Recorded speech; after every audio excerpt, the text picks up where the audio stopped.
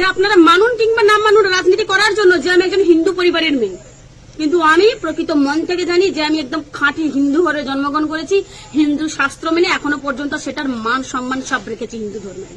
কিন্তু আমি শুভেন্দু অধিকারীকে আমাদের হিন্দু জাতির বলে আমি মনে করি না, কারণ শুভেন্দু অধিকারী 3 বাটি গরু গোশ খেয়ে আমাদের হিন্দু জাতিটাকে অপমান করেছে, হিন্দু শাস্ত্রটার গায়ে আঘাত দিয়েছে। তাই আপনারা ওনাকে হিন্দু ধর্মের প্রকৃত হিন্দু মানলেও আমরা মানি না, উনি হিন্দু ধর্মের কোনো মানটাই রাখার যোগ্য নয়।